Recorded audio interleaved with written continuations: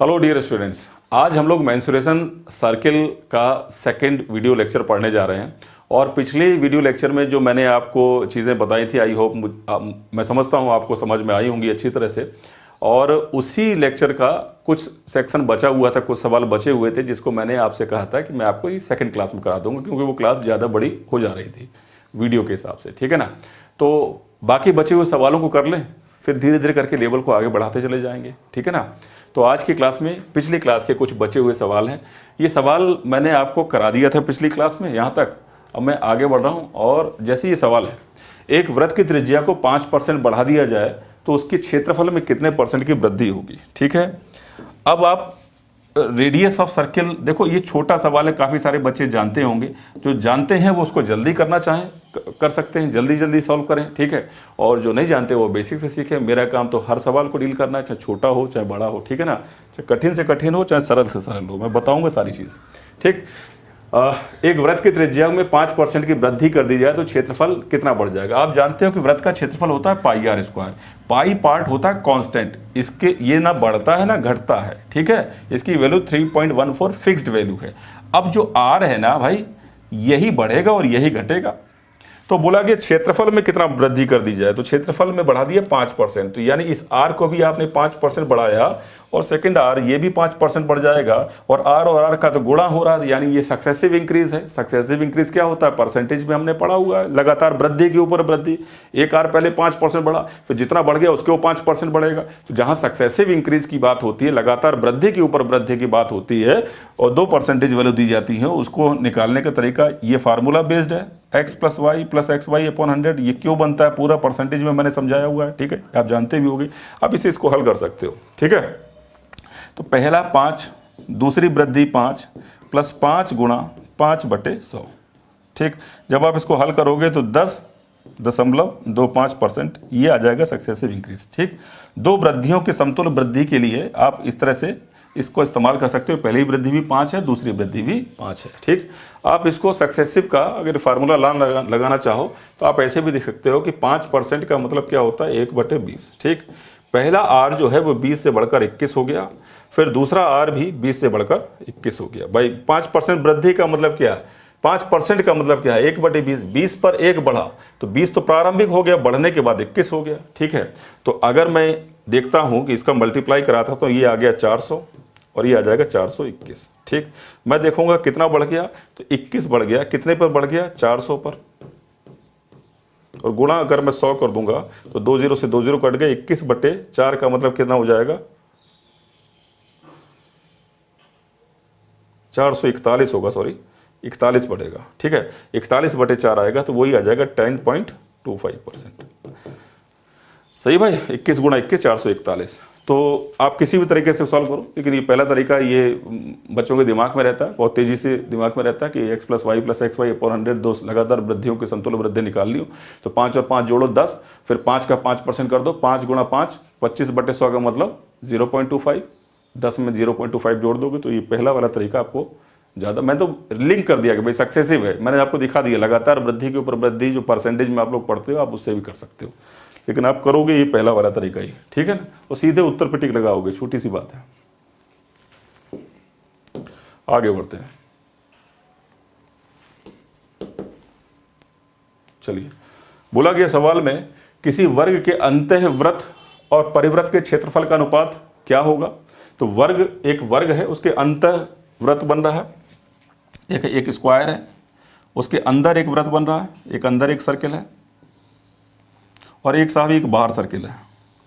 और आपसे पूछा गया कि दोनों के क्षेत्रफल में अनुपात क्या होगा। तो क्षेत्रफल किस पे डिपेंड करता है? क्षेत्रफल डिपेंड करता है उसकी वृत्त की त्रिज्या के ऊपर डिपेंड करता है वृत्त का क्षेत्रफल। तो अगर मैं कहूं कि अंदर वाले वृत्त की त्रिज्या कितनी होगी, तो आप कहेंगे यहाँ से, अगर मैं सेंटर ऑफ सर्किल ये है तो यहाँ से मैं परपेंडिकुलर डालूंगा तो ये क्या होगी? इस पूरे के जो वर्ग की भुजा की क्या होगी? आधी होगी। यानी अगर मैं ये, अगर a है तो ये क्या हो जाएगी? a/2 हो जाएगी। तो अंदर की जो रेडियस है वो a/2 हो गई अंदर वाले सर्किल की। ठीक है ना? और बाहर वाले सर्किल की जो रेडियस रहेगी वो क्या रहेगी? बाहर वाले सर्किल की त्रिज्या रहेगी। देखो, बाहर वाले सर्किल का सेंटर, ये जो परिधि है ये है। ठीक है ना? अगर मैं यहाँ से आपको दिखाऊं तो मैं यहाँ से इसको मिला देता हूँ। ठीक है, तो ये इसका क्या हो गया, रेडियस हो गई। तो अगर मैं कहूँ कि इसकी लेंथ क्या होगी, तो ये पूरा विकर्ण जो होता है ना वर्ग का विकर्ण क्या होता है, √2a होता है, और इसका भी आधा कर दूंगा तो ये बाह्य वृत्त की त्रिज्या हो जाएगी। ठीक है, तो जब मैं इसको सॉल्व करूंगा √2 से 2 कट जाएगा √2 बार, तो ये कितना आ जाएगा, a/√2 आ जाएगा। ठीक है, तो बाह्य वृत्त की त्रिज्या और अंतःवृत्त की त्रिज्या दोनों मेरे पास हैं। अगर मैं आपको ये पूरा सॉल्व करके दिखाऊंगा मैं, और फिर आपको बोलूंगा डायरेक्ट इसमें लगाओ, कोई दिक्कत नहीं है। ठीक है ना। तो हमने ये देखा कि अंतःवृत्त का जो क्षेत्रफल आएगा वो क्या आ जाएगा, πa²। ए की मान कितना है, अंतःवृत्त की त्रिज्या क्या है, a/2 का स्क्वायर, और बाह्य वृत्त की त्रिज्या क्या है, पाई, कितना आ जाएगा, a/√2 का स्क्वायर। ठीक है ना भाई। अब आप देखो पाई से तो पाई कैंसिल हो गया, जब मैं स्क्वायर करूंगा तो ये स्क्वायर हो जाएगा, बटे में 4 हो जाएगा, और यहाँ पे देखूंगा तो ए स्क्वायर हो जाएगा और बटे में 2 हो जाएगा। अब मैं इससे इसको कैंसिल करूंगा, 2 से 4 को कैंसिल करूंगा 2 बार, क्रॉस गुणा करूंगा तो ये 1 दिखेगा इधर, और इधर क्या दिखेगा, 2। तो ये क्या हो गया, अंतःवृत्त और बाह्य वृत्त की त्रिज्या का अनुपात हो गया, जो कि ये लिखा हुआ है, जो कि ये लिखा हुआ है। ठीक है, अब आपको ये समझना है मैं क्या बोलना चाह रहा हूँ, उसकी बात को समझे जरा। सीधे आपके दिमाग में ये आना चाहिए कि वर्ग के, ये तो पूरी बात मैंने यहाँ पे आपको दिखाई है सॉल्व करके, ठीक है, लेकिन आपको दिमाग में क्या जाना चाहिए कि वर्ग के अंतःवृत्त और परिवृत्त का क्षेत्रफल का अनुपात चाहिए। अच्छा, वृत्त की अंतःवृत्त की त्रिज्या क्या होती है, भुजा की आधी, और वर्ग के अंदर बनने वाले वृत्त की त्रिज्या क्या होती है, भुजा के आधी। भुजा के, अगर भुजा a है तो ये a/2 हो जाएगा, और बाहर बनने वाले वृत्त की त्रिज्या क्या होती है, विकर्ण के आधी। बाहर बनने वाले वृत्त की त्रिज्या विकर्ण के आधी, जो बाहर ये सर्किल बन रहा है, एक्सटर्नल सर्किल बन रहा है, इसका जो रेडियस रहेगा वो क्या होगी, डायगोनल का हाफ होगी। ठीक, जो कि पूरा डायगोनल √2a होता है, आधा डायगोनल √2a/2 किया, तो इस तरह से मेरे पास इसका रेडियस आया। ठीक, जब ये चीज़ हम लोग पहले से जानते हैं ना भाई, तो हमको ये पता है कि पाई वाई से तो कोई फर्क पड़ेगा नहीं, जब मैं रेशियो निकालूंगा तो पाई से पाई तो कट जाएगा। तो मैं कहूँगा कि अगर ये a है, सीधे दिमाग में चलना चाहिए, a/2 है, ठीक है, और बाहर वाली कितनी है तो बोलेंगे a/√2 है। ठीक है भाई। अब सीधे अगर आप मैं इसको आपको दिखाऊं तो a से a कट जाएगा, इससे ये कट जाएगा, कितनी बार, सॉरी स्क्वायर नहीं किया मैंने, तो a² कितना है, 2 का स्क्वायर 4, और यहाँ मैं करूँगा तो a² भाई क्या आ जाएगा, 2 आ जाएगा। ये से ये कैंसिल हुआ, क्रॉस गुणा हुआ, 2 और 1 का रेशियो आ गया। ठीक, तो डायरेक्ट इसको लगाना है, जब भी रेशियो की बात हो रही तो पाई तो वहां से गायब ही हो रहा है, तो क्या जरूरत है उसकी, बस छोटी सी बात है। ठीक है ना। तो याद भी रखेंगे इस चीज को, जब हम बार बार सवाल करते हो, एक सवाल बार बार आता है, ये बड़े कॉमन से क्वेश्चन है, बार बार आते हैं, एक वर्ग के अंदर बनने वाले वृत्त और बाहर बनने वाले वृत्त का जो त्रिज्या, जो क्षेत्रफल अनुपात है वो क्या है, तो 1:2 है एक वर्ग के लिए। ये आपको दिमाग में अब आगे से याद भी हो जाएगा, मैंने इस पर फोर्स कर दिया कि नहीं, इसको याद रखना, और कैसे बन रहा है, 1:2 का रेशियो तुरंत समझ में आ रहा है ना, सॉरी 1:2, 2 बार 2 इधर जाएगा ना, 1:2। ठीक है, सही ना भाई, 1:2, ये ऑप्शन ए इज करेक्ट, ये लगा हुआ टिक। ठीक,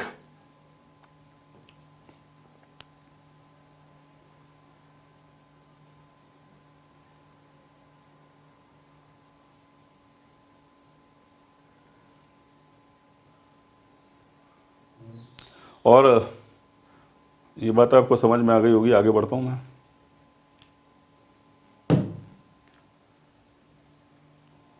ये हो गया, आगे बढ़ो। एक वृत्त के चतुर्थांश के आकार में एक कागज की शीट का परिमाप 75 सेंटीमीटर है, उसका क्षेत्रफल ज्ञात करें। ठीक है, एक चतुर्थांश है, तो चतुर्थांश कैसे होता है, इस प्रकार होता है। ठीक है, अब बोला गया कि कागज की शीट का परिमाप, आपको पता है कि ये r है, ये r है, त्रिज्या हो गई, ये 90 डिग्री का एंगल होगा, ये सेंटर मान लो, ये a है और ये b मान लो पॉइंट, और ये जो डिस्टेंस है ये मुझे पता नहीं कितनी है, मान लीजिए ये डिस्टेंस जो भी है, मान लीजिए a डिस्टेंस है, मुझे ये पता है कि अगर मैं सबको जोड़ दूंगा तो मेरे पास 75 आएगा, ये चतुर्थांश का परिमाप हो जाएगा। तो चतुर्थांश का परिमाप का फार्मूला भी आप जानते हो, वो फार्मूला क्या है, तो वो फार्मूला होता है, देखो सबको अगर मैं जोड़ूंगा तो मुझे ये पता है ना, ये a क्यों लिखें, a को हटा दें और मैं इसको ऐसे लिख दूँ तो ज़्यादा सही है कि मैं पूरा जो व्रत होता है वो 2πr का होता है, आधा व्रत πr का हो जाएगा परिमाप में, और चतुर्थांश में क्या हो जाएगा, πr/2 हो जाएगा। तो अगर मैं पूरे परिमाप की बात करता हूँ, और मैंने आपको लिखवाया है लेकिन आपको सीधे याद होना चाहिए, ये पाई आर अपॉन 2 लिखा मैंने और प्लस में 2r कर दिया। ठीक है, अब मैं ये पूरा जो परिमाप है मुझे 75 सेंटीमीटर दिया गया, यहाँ से मुझे सॉल्व करना है। आर को ले लेता हूँ कॉमन, पाई का मान 22/7 होता है, लेकिन 2 ऑलरेडी मौजूद है तो 2 गुणा 7 14 हो जाएगा, और प्लस में 2 ये हो जाएगा, बराबर में लिखा मैंने 75। अब मैं इसको सॉल्व करूँगा तो ये मेरे पास आ जाएगा 28 और 22 क्या हो जाएगा 50 बटे क्या हो जाएगा 14, और ये बराबर में 75। तो आर का मान क्या आ जाएगा 75 गुणा 14 और बटे में क्या आ जाएगा 50। काट दो 25 से 3 बार, 25 से 2 बार, 2 से काटो 7 बार, आर कितना आ जाएगा 21। ठीक है, आर आ जाएगा 21, यानी त्रिज्या कितनी है 21, यानी इस वृत्त की त्रिज्या कितनी 21। और आपसे पूछा गया है इसका क्षेत्रफल क्या होगा, तो क्षेत्रफल चतुर्थांश का क्या होता है, पाई आर स्क्वायर अपॉन 4 होता है, उसके अंदर वैल्यू पुट कर दो। चतुर्थांश का क्षेत्रफल कैसे निकलेगा, पाई की जगह लिखा 22/7, आर स्क्वायर 21 गुणा 21 पाई आर स्क्वायर हो गया, अपॉन में 4 करना मत भूलना, और ये आपका आंसर आ जाएगा। ठीक है ना भाई, ये काट दो 7 से, 3 बार कटेगा, 2 से काटो 11 बार कटेगा, 33 कितना हो गया 63 गुणा 11 कितना हो जाएगा 693/2। 693/2 का मतलब क्या हो गया, ये हो गया 346.5 हो जाएगा। ठीक है ना भाई, तो इस तरह से पहले मैंने उसका रेडियस निकाला, देन उसका एरिया निकाला। ठीक, सही है।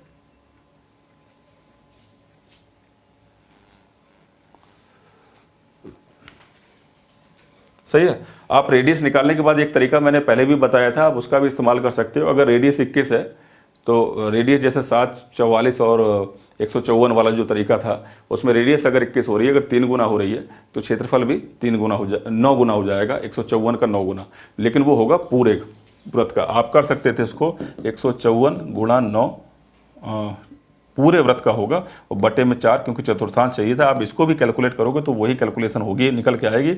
आपको मैं कैलकुलेटर दिखा देता हूँ, एक ये 2 से काट दिया और ये 2 से काटा, ये 7 और 77 बार, अब कुछ कटेगा नहीं। 77 गुणा 9 को जब करोगे तो वही आ जाएगा 693/2। ठीक है ना, मेरी बात आप समझ पा रहे हो। कुल मिला के रेडियस तो आपको पता लगानी पड़ेगी।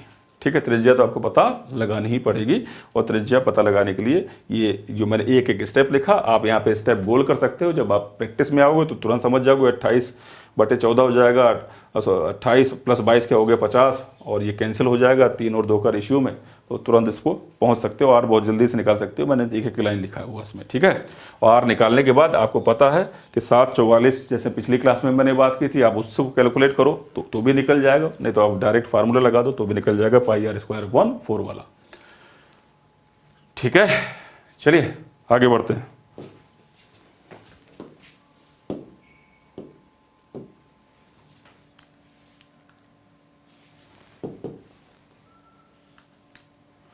एक वृत्ताकार स्विमिंग पूल 4 मीटर चौड़ा दीवार से घिरा हुआ है। दीवार का क्षेत्रफल स्विमिंग पूल के क्षेत्रफल का कितना है, 11/25 है। ठीक है, अब ये बनेगा कैसे फिगर, पहले इसको देख लो। एक स्विमिंग पूल इस प्रकार है, 4 मीटर चौड़ा स्विमिंग पूल, 4 मीटर चौड़ी दीवार से घिरा है। ये जो दीवार है वो 4 मीटर की है भाई। ठीक है ना, 4 मीटर चौड़ी दीवार से ये घिरा हुआ है, और स्विमिंग पूल का क्षेत्रफल दीवार का क्षेत्रफल स्विमिंग पूल का क्षेत्रफल का कितना है, 11/25। अब एक बात बताओ कि अगर ये सेंटर है और ये पूरा यहाँ से लेकर ये 4 है, तो अगर मैं इस पूरे डिस्टेंस को बोलूँ, तो अगर मैं इसको r बोलूँगा अंदर वाले को, तो ये r + 4 हो जाएगा पूरा डिस्टेंस, और ये डिस्टेंस कितना हो जाएगा, मान लो ये r है। यानी स्विमिंग पूल की त्रिज्या को अगर मैं r बोल दूँ तो बाहर वाले वृत्त तक की त्रिज्या r + 4 हो जाएगी। अब मैं बाहर वाले वृत्त में से अगर मैं छोटे वाले वृत्त को घटा दूंगा तो मेरे पास इस दीवार का क्षेत्रफल आ जाएगा। तो बाहर वाले वृत्त की जब मैं बात कर रहा हूं, तो बाहर वाले वृत्त की जब मैं बात कर रहा हूं, तो बाहर वाले वृत्त का जो क्षेत्रफल हो जाएगा वो क्या निकल के आएगा, पाई r + 4 का स्क्वायर। अगर मैं पाई r + 4 का स्क्वायर करता हूं तो बाहर वाले वृत्त का क्षेत्रफल आ जाएगा। उसमें से अगर मैं r स्क्वायर को माइनस कर देता हूं तो मेरे पास दीवार का क्षेत्रफल आ जाएगा। सवाल में बोला गया दीवार का क्षेत्रफल स्विमिंग पूल के क्षेत्रफल का इतना है, और स्विमिंग पूल का क्षेत्रफल के लिए स्विमिंग पूल का क्षेत्रफल क्या है, तो ये भाई साहब दीवार का क्षेत्रफल हो गया। ठीक है ना, पूरे बाहर वाले में से अंदर वाला वृत्त की के क्षेत्रफल को घटा दिया तो मेरे पास स्विमिंग पूल का क्षेत्रफल आ गया। रिंग का क्षेत्रफल का फार्मूले के अंतर्गत ये बन गया। अब मेरे पास बोला गया कि ये दीवार का जो क्षेत्रफल है वो बराबर होगा स्विमिंग पूल के क्षेत्रफल के 11/25 के। ये मैंने यहाँ पे लिखा और मैंने देखा कि पाई से पाई कट गया। अब आप इसको ज़रा सिंप्लीफाई करो और आर को निकालो, यही आपसे पूछा गया है। आर निकालने के लिए आप r² + 4, 4 का स्क्वायर करेंगे तो 16 आएगा, प्लस 2 × 4 × r करेंगे तो कितना आ जाएगा 8r और माइनस का r² बराबर में ये कितना हो जाएगा 11/25 r²। अब देखो ये प्लस का r माइनस का r² कट गया, ठीक है। अब आप 25 का गुणा करेंगे, ये कितना हो जाएगा 16 का 25 से 400, 16 का ये 400 हो जाएगा और ये कितना हो जाएगा 200r, क्रॉस गुणा कर रहा हूँ मैं, ये 11r² है, ठीक है ना, बराबर में 11r²। ये एक तरफ कर लूँ मैं सारी वैल्यू को, देखो 25 के यहाँ गुणा कर दिया, 11r² ऐसे लिखा हुआ, 25 का गुणा किया, इधर जाके माइनस का हो जाएगा 400 और ये कितना हो जाएगा माइनस का 200r। इसका इसका गुणा किया 400 हो गया, जब इधर जाएगा तो माइनस का 400 हो जाएगा और बराबर में 0। द्विघात समीकरण बन गया। और द्विघात समीकरण का हल करने का जो तरीका है मैंने आपको अलजेब्रा में भी सिखाया हुआ है। अलजेब्रा वाले द्विघात समीकरण के वीडियो देख लेना, मैंने यूट्यूब पे भी इस तरह से वीडियो बनाया हुआ है इस पर, और मुझे लगता है वो चीज़ आपको पता होगी। ठीक, जल्दी कैसे सॉल्व करते हैं। ठीक है, ये तो एक तरीका है कि आर का मान उठा के यहाँ पे रखो, जो 0 बना दे, आर का मान 8 रखो, 16 रखो, जहाँ जो 0 बना दे वो इसका आर होगा, वही इसका आंसर होगा। लेकिन उससे इतना दिमाग कौन लगाओगे, 5वां ऑप्शन इसको सेटिस्फाई कर रहा है। आप द्विघात समीकरण सॉल्व करना आप तेजी से जानते हो तो आप जल्दी से सॉल्व कर दो ना भाई। इसको कैसे सॉल्व करोगे, 400 के पार्ट करो, 20 × 20 कर दिया मैंने, 11 को करो, 1 × 11 कर दिया, 11 को और पार्ट होंगे नहीं। अगर मैं 11 × 20 करता हूँ तो कितना होगा 20, और 1 × 20 करता हूँ तो एक तो मेरे पास 20 आ जाएगा, एक आ जाएगा 11 × 20, 2 फैक्टर हो गया। 11 × 20 करूँगा तो 220 और 1 × 20 करूँगा तो कितना आ जाएगा 20। ठीक है, अब आप इसको, क्योंकि इसका कोफिशिएंट 11 है तो 11 से भाग लगाना मत भूलना, ये लगा दिया मैंने भाग। फिर अगर b नेगेटिव है तो b का साइन जो है वो चेंज होगा, ये पॉजिटिव हो जाएगा, और जो c जैसा है वो ऐसे ही रहेगा। ये पूरा तरीका मैंने आपको बताया हुआ है पहले, ये 20 बार कटेगा। ये तो नेगेटिव वैल्यू है, इसके जो फैक्टर आ गए, ये 20 प्लस का 20 आ गया और माइनस का 20 बटेगा, तो माइनस वाली वैल्यू तो कैंसिल काम की नहीं है, क्योंकि r नेगेटिव कैसे हो सकता है। तो ये 20 जो है वो आपका आंसर हो जाएगा, और ये जहाँ पे लिखा है उस पर आपको टिक लगा देना होगा। द्विघात समीकरण को बहुत तेज़ी से हल करो, ठीक है, कभी बहुत जगह ये आता है, इसके लिए मैंने डेडिकेटेड एक वीडियो आपका मैंने पढ़ाया भी हुआ है एप्लीकेशन पे भी, और मैंने यूट्यूब पे भी इस तरह से एक वीडियो बनाया हुआ है, बताया हुआ है, आप देख सकते हो उसको, द्विघात समीकरण को कैसे सॉल्व करें। ठीक, क्वाड्रेटिक इक्वेशन को जल्दी कैसे सॉल्व करें।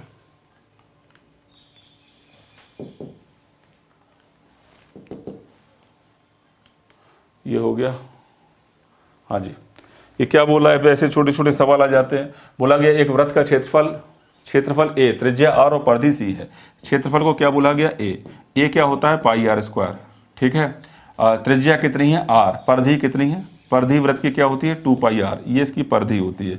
ये दो चीज़ हमको पता है, ये पूछा गया है a और c में क्या रिलेशन है। ठीक है ना भाई, कुछ मत करो आप, इसको इससे डिवाइड लगा दो, पहले को दूसरे से, ठीक है, अपने आप रिलेशन समझ में आ जाएगा। पाई से पाई कट जाएगा, r से स्क्वायर कट जाएगा, a/c का मान कितना आ जाएगा r/2 आ जाएगा। ठीक है, क्रॉस गुणा कर दो तो ये मुझे rc/2a नज़र आ रहा है, और यही कहीं दिख रहा होगा आंसर में, कहीं ये लिखा हुआ ऑप्शन सी। ठीक है ना भाई, नोट कर लो। ये सभी जो असाइनमेंट है वो आपका एप्लीकेशन पे अपलोडेड है, आप उसको अपने आप भी सॉल्व करो जाके। ठीक है, और जो नहीं समझ में आए वो उसमें देखो और हल करो, आगे बढ़ो, है ना।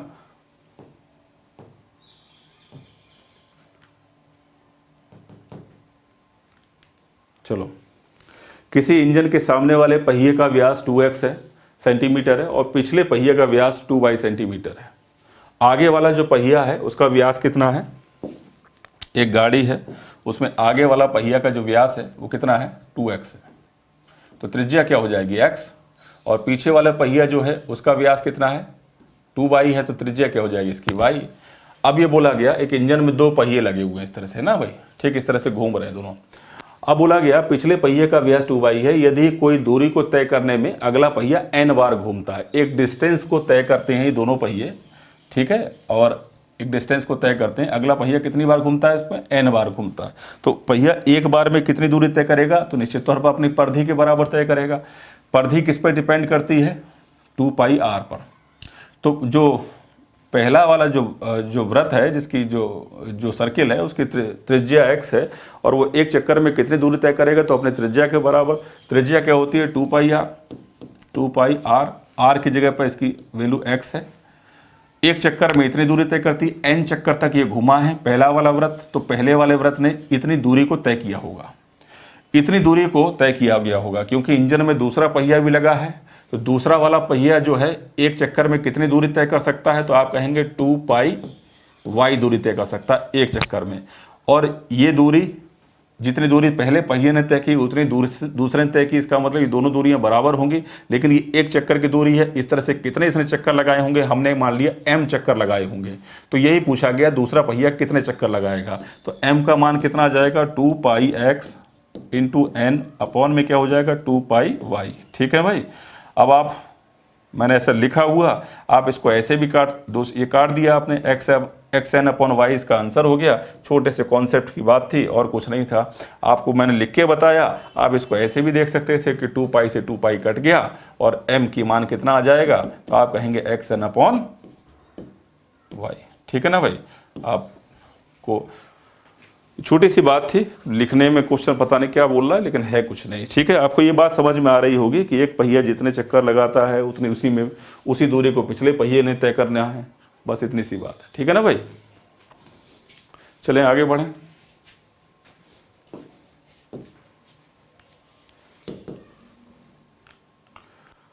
क्या बोला गया, a सेंटीमीटर त्रिज्या वाले तीन वृत्त एक दूसरे को बाह्य रूप से स्पर्श करते हैं। a सेंटीमीटर त्रिज्या वाले तीन वृत्त हैं, एक दूसरे को बाह्य स्पर्श करते हैं इस प्रकार से। ठीक है, त्रिज्या कितनी है, a सेंटीमीटर। ठीक, बाह्य रूप से स्पर्श। छायांकित भाग का क्षेत्रफल ज्ञात करें। छायांकित भाग का क्षेत्रफल, देखो ये a सेंटीमीटर इसकी त्रिज्या है, इसकी भी त्रिज्या a है। ठीक है, इसकी त्रिज्या a है, ये त्रिज्या भी a है।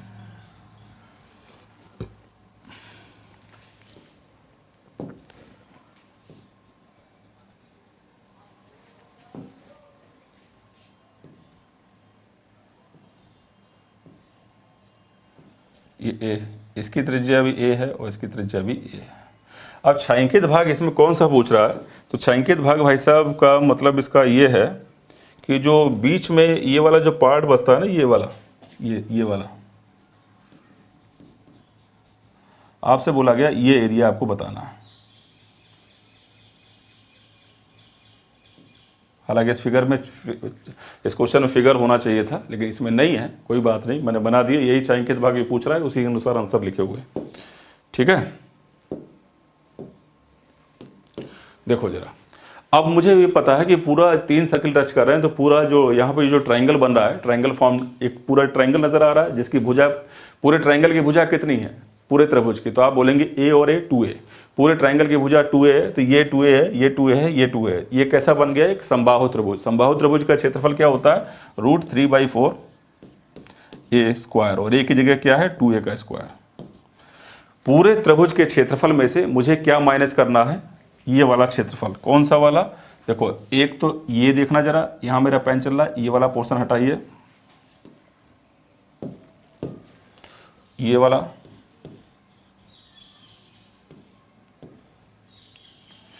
क्योंकि ये समबाहु त्रिभुज है तो प्रत्येक कोण 60 डिग्री का होगा। और ये एक क्या बन गया, सेक्टर। एक सेक्टर का एरिया कैसे निकलता है, तो आप जानते हो कि मुझे क्या करना है ना, कि पूरे त्रिभुज के क्षेत्रफल में से इस तरह से मुझे ये 3 पार्ट हटा देने हैं।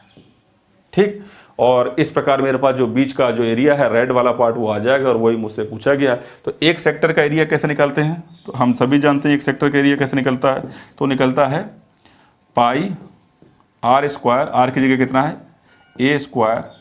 ठीक है, और थीटा कितना है, 60 डिग्री, बटे में 360 करूँगा। ठीक है, इतनी बात। और ऐसे कितने सेक्टर हैं, तो ऐसे बोलोगे आप, कितने सेक्टर हैं साहब, कि 1 2 3, एक ये है, एक ये है, एक ये है, ऐसे इसमें 3 सेक्टर हैं। ठीक। ठीक है, आप इसको सॉल्व करो और जो भी है आपका आंसर आ जाएगा। ठीक है, 60 से इसको काटो 6 बार, इसको काटो ये 2 बार, ए स्क्वायर को आप कॉमन ले सकते हो। देखो ये स्क्वायर है, ये 4 से, देखो ये 2 का स्क्वायर करूँगा 4 होगा, 4 से 4 कट जाएगा, ए स्क्वायर केवल बचेगा।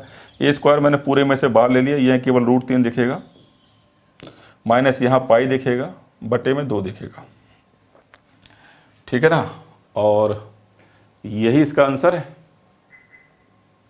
कौन सा ऑप्शन डी दिख रहा है, दिख रहा है ना आपको भाई। मैंने क्या किया, ए स्क्वायर √3 माइनस पाई और बटे में पूरे में 2 लगा दो और 2 का यहाँ गुणा भी कर देना क्योंकि 2√3 हो जाएगा। तो ये ऑप्शन कौन सा है, 2√3 माइनस पाई अपॉन 2 ए स्क्वायर, ये लिखा हुआ है। ठीक है, चलें आगे बढ़ें, समझ में आ गई होगी बात। चलिए आगे बढ़ते हैं।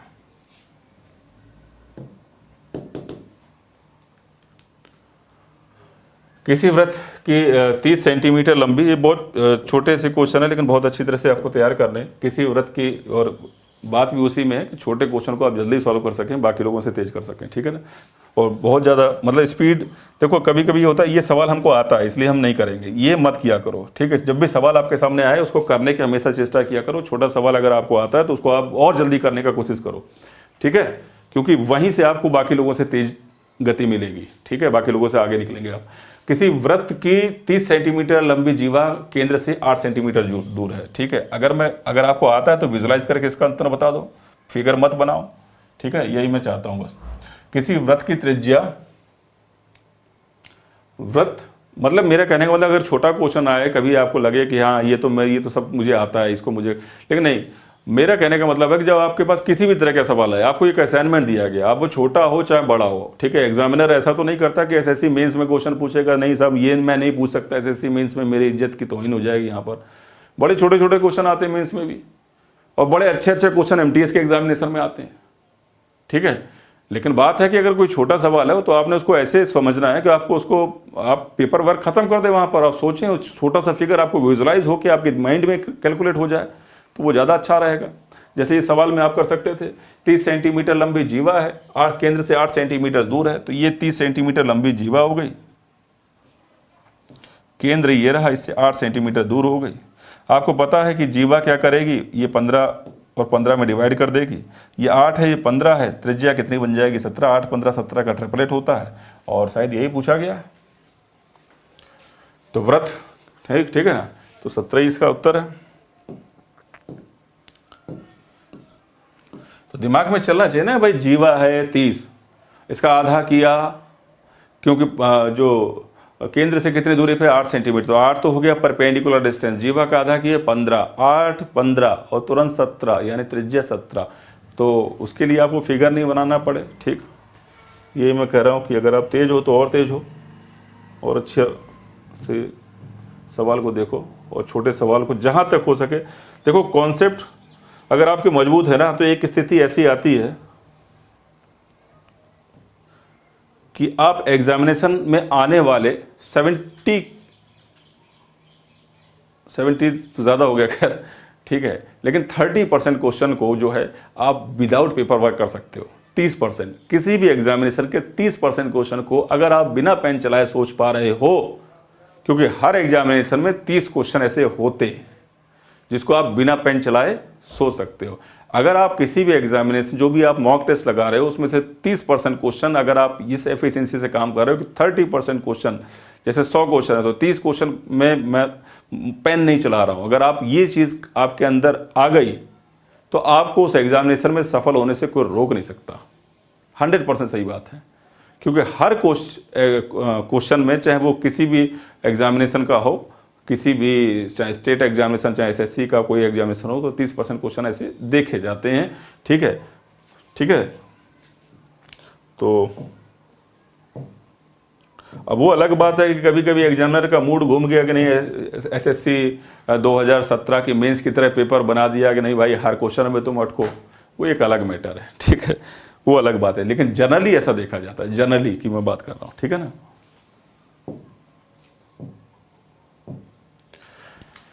अगला सवाल, एक घोड़े को रस्सी की सहायता से खंबे से बांध दिया गया। यदि घोड़ा घास चरते हुए 88 मीटर के चाप के बराबर चलता है तो केंद्र पर 72 डिग्री का कोण बनाता है। रस्सी की लंबाई को आप लोग को ज्ञात करना है। तो देखो भाई क्या बोला गया, एक रस्सी की सहायता से एक घोड़े को बांधिए, घास चरते हुए 88 मीटर के चाप के बराबर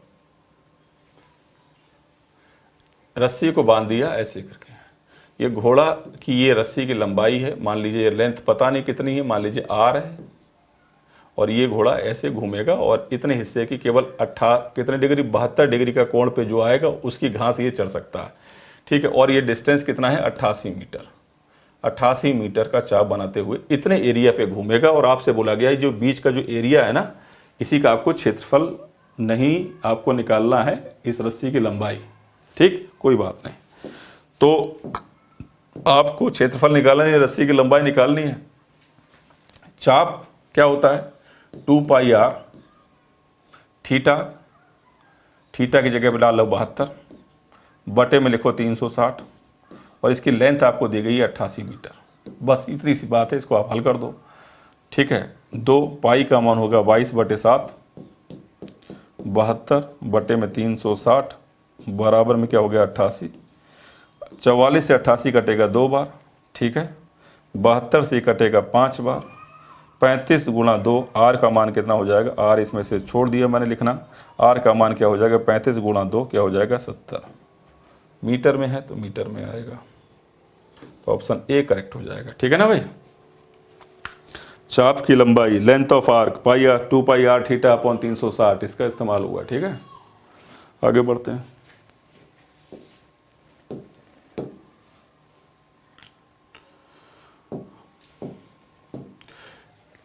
3.5 सेंटीमीटर, 4.5 सेंटीमीटर, 5.5 सेंटीमीटर त्रिज्या वाले 3 वृत्त को एक दूसरे से बाह्य स्पर्श करते हैं। तीनों वृत्तों के केंद्र को जोड़कर एक त्रिभुज बनाया गया। त्रिभुज का परिमाप बताना।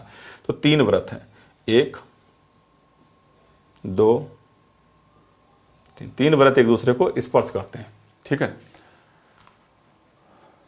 अच्छा तीनों की त्रिज्याएं अलग अलग हैं, तो छोटे मोटे वृत्त होंगे। पहला वाला छोटा मैंने बना दिया, छोटा सा पेन को हल्का कर लेते हैं यहाँ पर। पहला वृत्त छोटा है 3.5 त्रिज्या का, दूसरा वृत्त मान लो इससे बड़ा है 4.5 त्रिज्या का, और तीसरा वृत्त जो है इससे भी बड़ा है 5.5 त्रिज्या का। ऐसे मैंने बना दिया। आप मतलब मैं तो बस बना के दिखा रहा हूँ आपको, उसकी ज़रूरत ही नहीं है। खैर आप कहोगे क्यों ज़रूरत नहीं है, क्योंकि उत्तर तो साफ दिख रहा है, आपको भी शायद दिख रहा होगा। 3.15 ये है, ये भी 3.5 है। ये डिस्टेंस कितना हो जाएगा, तो आप बोलोगे 5.5। ये डिस्टेंस कितना हो जाएगा, यहाँ इसका केंद्र ये है, इसका ये डिस्टेंस कितना हो जाएगा, तो ये भी 5.5 हो जाएगा।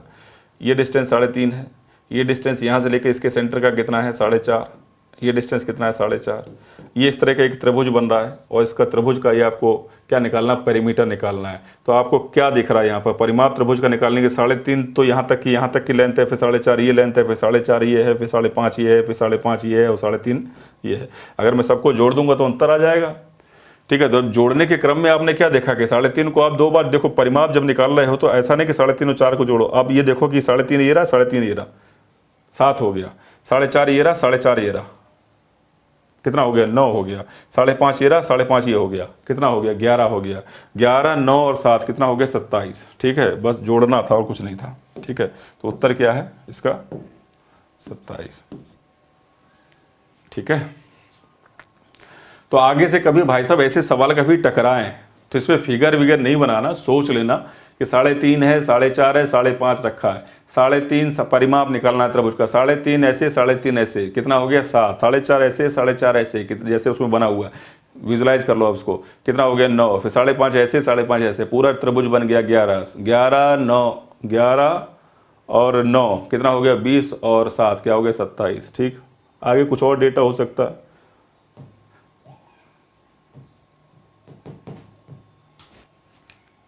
चलो अगला क्वेश्चन देखो। 12 सेंटीमीटर व्यास वाला एक पहिया 18 सेंटीमीटर व्यास वाले दूसरे पहियों को घुमाता है। छोटा पहिया 82 चक्कर पूरे करता है, बड़ा पहिए द्वारा चक्कर ज्ञात कीजिए। ठीक, 42 चक्कर पूरा करता है। ध्यान देना बात को। 12 सेंटीमीटर व्यास वाला, 12 सेंटीमीटर व्यास जैसे बोला सेंटीमीटर को घुमाता है,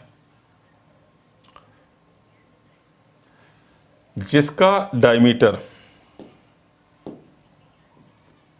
12 है, उसकी रेडियस 6 होगी और छोटा पहिया यही है। जब छोटा पहिया 42 चक्कर लगाता है तो छोटा पहिया एक चक्कर में कितना घूमता है, तो 2 पाई आर के बराबर घूमता है। आर कितना, 6।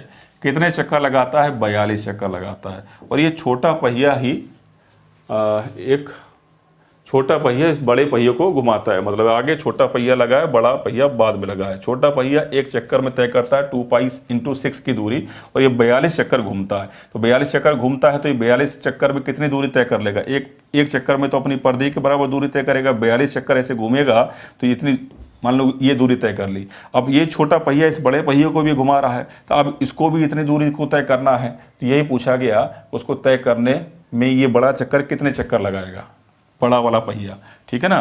तो आपको क्या करना है कि छोटे पहिए में ने 42 चक्कर में जितनी दूरी तय की, उसको एक बड़े चक्कर की तय की गई दूरी से भाग लगा दें तो बड़े चक्कर के चक्करों की संख्या आ जाएगी। इसको ऐसे समझा देता हूँ। मान लो कि बड़े चक्कर ने n चक्कर लगाए, बड़े पहिए ने, और एक चक्कर में 2 पाई × 9 इतना चलता है, ठीक है। तो ये दूरी और ये दूरी बराबर होगी, क्योंकि यही इसको छोटा पहिया इसको खींच रहा है। जितना छोटा चलेगा उतना ही बड़ा चलेगा, बीच में लगा दिया बराबर। अब मैं जब चक्करों की संख्या निकालूंगा तो एक बड़े पहिए द्वारा तय की गई जितनी भी दूरी है उससे मैं भाग लगा दूंगा तो मेरे पास चक्करों की संख्या आ जाएगी। तो इसको डायरेक्ट लगा देंगे हम। चलो ऐसे भी कर लो, कोई दिक्कत नहीं है। 2 पाई × 6 कर दिया मैंने, ठीक है ना भाई। 2 पाई × 9 हल कर दो। 2 पाई से 2 पाई कैंसिल कर दो। 9 से काटो, 3 से काटो इसको 3 बार, 3 से काटो कितनी बार कटेगा भाई, 2 बार। 3 से 42 को काटो कितनी बार कटेगा, 14 बार। n बराबर क्या आ जाएगा, 14 × 2 28 चक्कर लगेंगे, ठीक है ना। तो कॉन्सेप्चुअली बात को समझते चल रहे हो। आगे बढ़ता हूं मैं। चलिए, एक वृत्त, एक आयत का परिमाप समान है। आयत की भुजाएं 26 सेंटीमीटर और 18 सेंटीमीटर है। जो आयत है, जो रेक्टेंगल है, उसकी भुजाएं जो हैं, उसकी जो साइड्स हैं वो कितनी है, 26 और 18। आयत का जो परिमाप हो जाएगा सीधे यहीं पे जोड़ो। क्या होता है, 2l + 2b या 2 ब्रैकेट में l + b, इन दोनों को जरा जोड़ना। 26 और 28 को जोड़ना तो कितना हो जाएगा, 6, 8 और 6 क्या होएगा, 8 और 6 14 और कितना हो जाएगा, 44। ये हो गया टोटल। इसका गुणा करूंगा तो ये हो जाएगा 88 सेंटीमीटर सॉरी। तो इसका जो आयत का जो परिमाप है वो 88 सेंटीमीटर है। और ये बोला गया जो वृत्त का परिमाप आयत का परिमाप बराबर है। तो वृत्त का जो परिमाप है वो कितना है, वो भी 88 है। इस वजह से वृत्त की जो परिमाप परिधि होती है वो 2 पाई r होती है। परिमाप इसको बोल लो, एक ही बात है, ठीक है। तो ये आपको दिया गया है 88। यहाँ से आपको निकालनी है वृत्त की त्रिज्या। त्रिज्या जब वृत्त की आ जाएगी तो वृत्त का क्षेत्रफल हम लोग निकाल लेंगे। उससे बेहतर ये है कि 88 मैं देख रहा हूँ ये क्या है, परिमाप है, ठीक है। अगर पेरीमीटर 88 है तो पेरीमीटर अगर 88 है, ठीक है, तो 144 का दुगुना हो रहा है और क्षेत्रफल 154 का 4 गुना होगा। 154 का 4 गुना आप कर सकते हो, ठीक है। 154 का 4 गुना कर सकते हो, 616 पे टिक आप लगा सकते हो, ठीक है। ये क्या चीज़ मैंने बताई, ये मैंने पिछली क्लास की बात को रिपीट कर दिया, कुछ नहीं किया, ठीक है। जैसे ही मैंने देखा कि परिधि जो है 88 है, हम इस चीज़ को जानते हैं 7, 44 और 154 वाला। ये 44 का परिधि, एक्चुअल परिधि कितनी दी गई है, दुगुना। तो क्षेत्रफल कितना हो जाएगा, 4 गुना। 154 का 4 गुना करोगे, 4 × 16 और 20 और 1 21 और ये कितना हो जाएगा, 616। और ये इसका उत्तर हो गया, ठीक है। और नहीं तो आप निकालोगे, ऐसे नहीं करोगे, आप उसको ये नहीं करना है तो इस r को निकालोगे पहले। 2 × 22/7 गुणा r बराबर 88 लिखोगे। फिर ये काटोगे 2 बार। r का मान क्या हो जाएगा, 14। जब r का मान 14 आ जाएगा तो पाई r स्क्वायर से एरिया निकालोगे। पाई का मान लिखोगे 22/7, r की जगह पर 14 × 14 लिखोगे। फिर काटोगे 2 बार और गुणा करोगे कितना आ जाएगा, 28 का 22 से गुणा करने पर 616 यही आएगा। ठीक है, तो ये आप कैलकुलेट करोगे। और अगर आपने सीधे वो कल वाले तरीके को अपनाया तो आप थोड़ा सा जल्दी कर पाओगे। ठीक है, तो कल पिछली क्लास में जो बात की थी मैंने। ठीक है,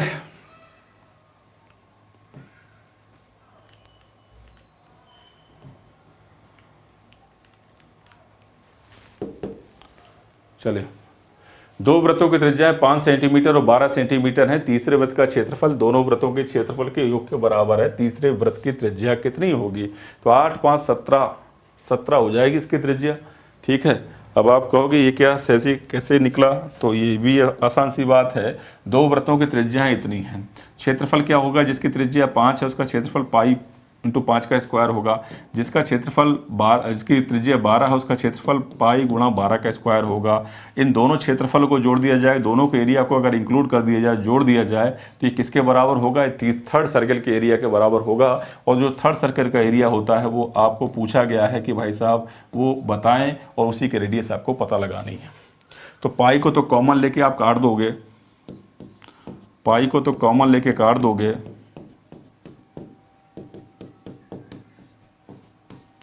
तो आपको देखेगा ये कितना हो जाएगा? 169,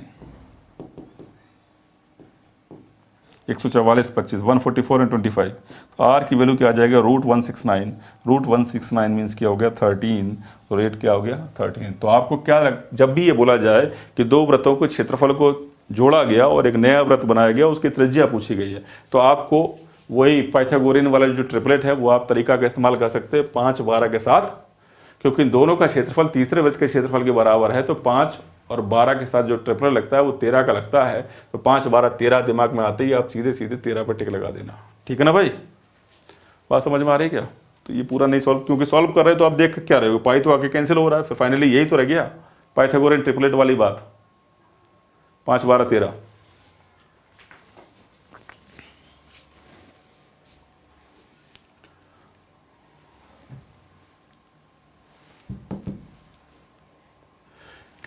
यदि किसी वृत्त की त्रिज्या 1 सेंटीमीटर बढ़ा दी जाए तब क्षेत्रफल 22 सेंटीमीटर स्क्वायर बढ़ जाता है। वृत्त की वास्तविक त्रिज्या को ज्ञात करें। वृत्त की वास्तविक त्रिज्या को ज्ञात करें। किसी वृत्त की त्रिज्या 1 सेंटीमीटर बढ़ा दी जाए। मान लीजिए त्रिज्या पहले r थी, जब r थी तो त्रिज्या पाई r स्क्वायर था। अब क्या हो जाएगा? पाई r प्लस 1 का स्क्वायर, r प्लस 1 का स्क्वायर। ये वाला क्षेत्रफल इससे कितना ज़्यादा है? तो आपने कहा 22 ज़्यादा है। ठीक है, इसको सॉल्व कर दो भाई, कुछ नहीं इसमें। पाई होल स्क्वायर, इसको ऊपर करें, r square plus 1 plus 2r, और इसमें से क्या है? माइनस का r स्क्वायर। r स्क्वायर से r स्क्वायर ये कट जाएगा, और देखो ये कितना आ रहा है। पाई 1 को पाई की जगह लिख दो 22/7, बराबर में 22 है ना। ये कितना आ रहा है? 2r plus 1।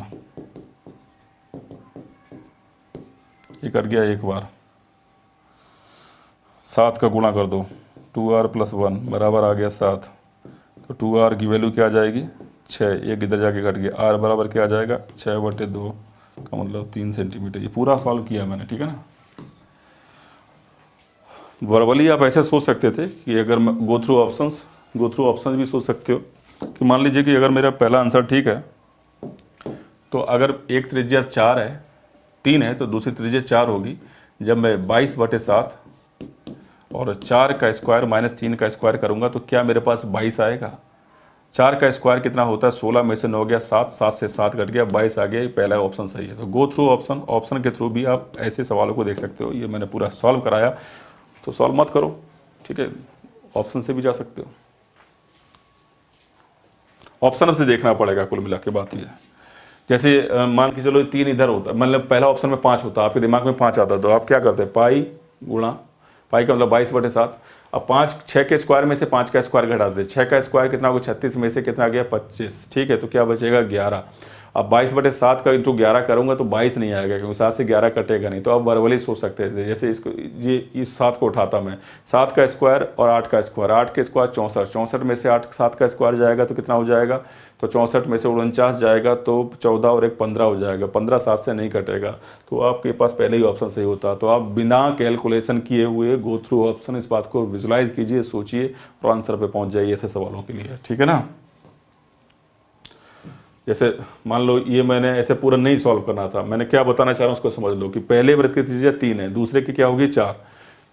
मुझे पता है कि डिफरेंस दोनों का क्षेत्रफल कैसे निकलेगा, पाई गुणा 4 का स्क्वायर माइनस 3 का स्क्वायर। 4 का स्क्वायर कितना हो गया 16, माइनस 3 का स्क्वायर 9, 16 में से 9 हो गया 7। 22/7 गुणा 7 करूँगा, 7 से 7 कट जाएगा, उत्तर आ गया 22, और 22 की वृद्धि थी, तो इसलिए ऑप्शन ए जो है वो करेक्ट है।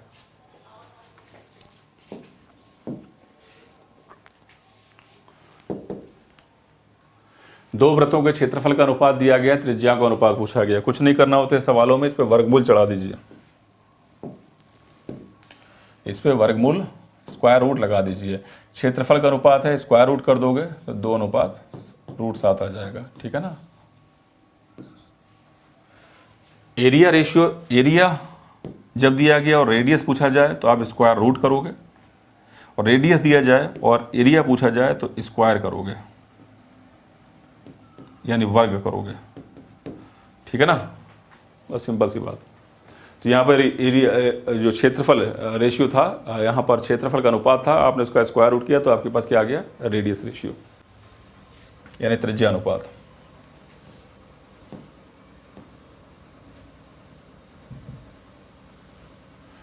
आर त्रिज्या वाले एक वृत्त की परिकृत किए गए वर्ग की परिमिति क्या होगी। आर त्रिज्या, देखो आप लोग इस वीडियो को देख रहे हो, देखोगे या अभी लाइव में देख रहे हो या बाद में देखोगे, आपको करना ये है कि जैसे ही सवाल आते जाए तो दिमाग आपके बोर्ड पे होना चाहिए। आपको सवाल लगा हाँ आ गया तो फिर आगे बढ़ जाओ, स्किप कर दो, ठीक है ना। इस तरह से करना, जहाँ पे अटक जाओ, जिसको समय से नहीं निकल पाओ उस पूरे सॉल्यूशन देख लो। आर त्रिज्या वाले वृत्त की परिकृत किए गए, परिकृत या परिवृत होगा, वर्ग के एक वृत्त है। What will be the perimeter of a square circumscribe a circle?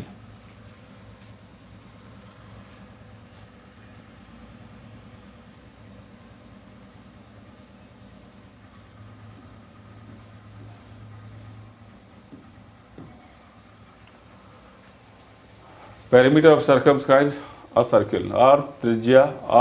त्रिज्या आर वाले वृत्त की परिकृत किए गए वर्ग की परिमिति क्या होगी, है ना। सॉल्व कर दो उसको।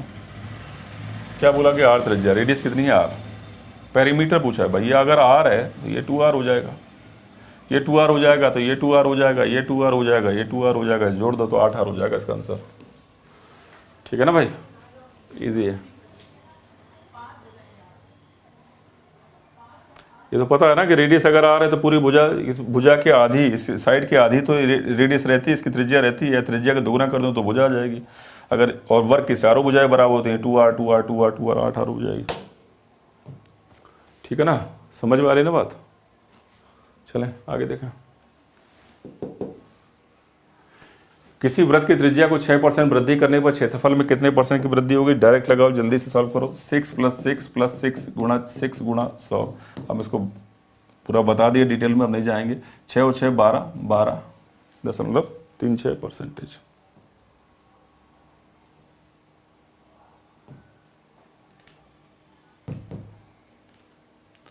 दो वृत्तों की त्रिज्याओं का अंतर 7 सेंटीमीटर, के क्षेत्रफल का अंतर 1078 वर्ग सेंटीमीटर। छोटे वृत्त की त्रिज्या कितनी होगी, ठीक है। तो सॉल्व करो जल्दी से। दो वृत्तों की त्रिज्या का अंतर कितना है, 7 सेंटीमीटर। मान लीजिए रेडियस r1 है, दूसरे की r2 है। रेडियस कितना है, अंतर कितना, 7। इनके क्षेत्रफलों का अंतर यानी पाई r square r1 square pi r1 square minus pi r2 square का डिफरेंस कितना, 1078 सेंटीमीटर। यहाँ से आप 22/7 यानी पाई को कॉमन ले लेना। r square r1 square minus r2 का स्क्वायर का मान क्या आ जाएगा, 1078। इसको हल करो, ये कटेगा ज़रूर 11 से काटो, 2 बार कटेगा, 11 से काट दो सामने वाली वैल्यू को, 99 हो जाएगा 9 बार काटने पर, और 98, फिर 2 से फिर काटो, ये कितनी बार कटेगा 49 बार, ठीक है। तो R1 square minus R2 square, अगर मैं और 7 का इसमें गुणा कर देना, ठीक है ना। तो R1 स्क्वायर माइनस R2 के स्क्वायर को मैं लिखूंगा तो R1 माइनस प्लस R2 एक ब्रैकेट में लिखूंगा, R1 माइनस R2 दूसरे ब्रैकेट में लिखूंगा, और ये कितना आ जाएगा 49 गुणा 7 आ जाएगा, ठीक है ना भाई।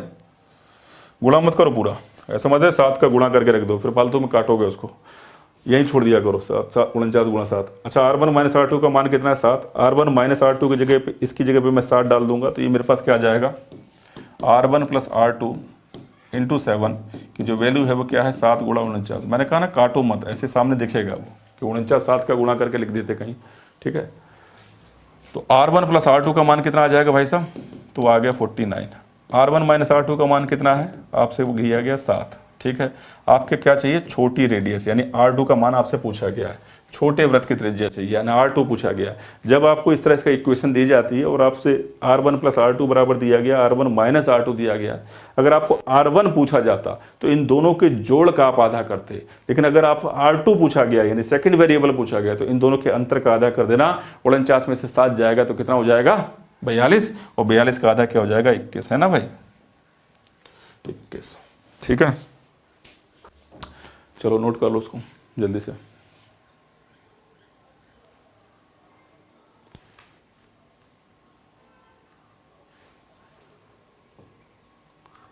आगे बढ़ता हूं मैं। वृत्त में 10% की कमी हो जाने पर क्षेत्रफल में कितने % की कमी हो जाएगी। आपकी बात डिक्रीज कर रहा है ना, तो कितनी हो जाएगी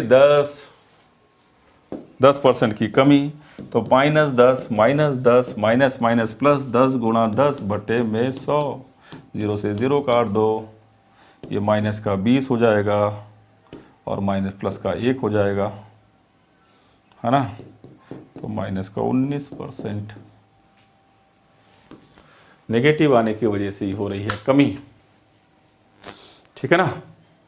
माइनस चिन्ह आने का, माइनस का 19 का मतलब ये कमी को दिखा रहा है, ठीक है।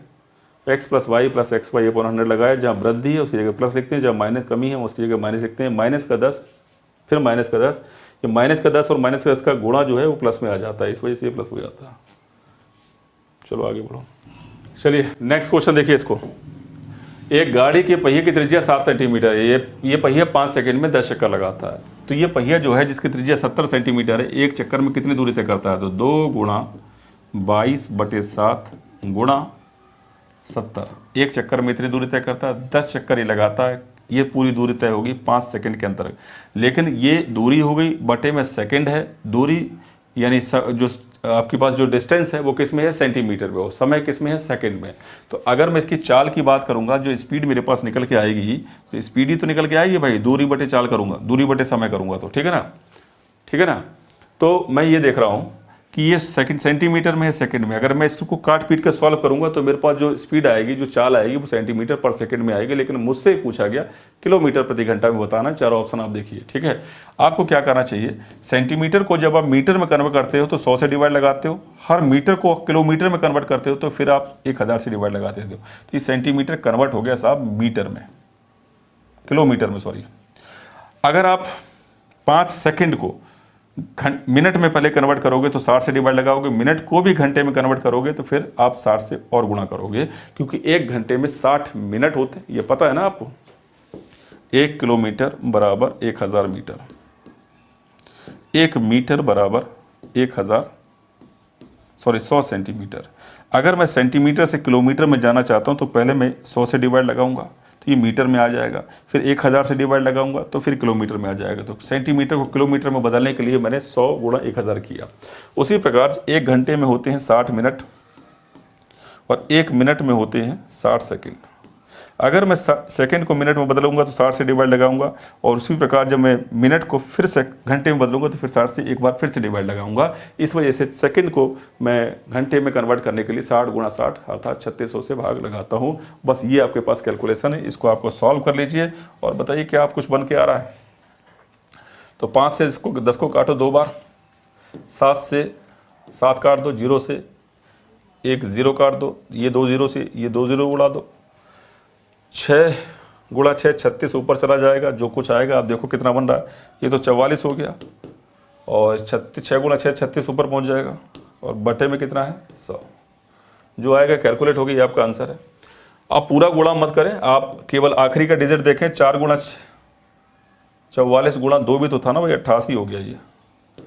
तो मैं ये क्या बोल रहा था, पूरा 88 गुणा 36 ना करें, आप यहाँ पे देखें कि आप 6 गुणा 4 करते 6 गुणा 8 करते हो तो कितना आता है, आखिरी का अंक आना चाहिए 48 का 8 4 हासिल, आखिरी का अंक 48 का 8 आना चाहिए। इस ऑप्शन में भी है, आखिरी इस ऑप्शन में भी है, तो 2 ऑप्शन है मेरे पास, लेकिन एक ऑप्शन नन ऑफ दिस का भी है इसमें, ठीक है।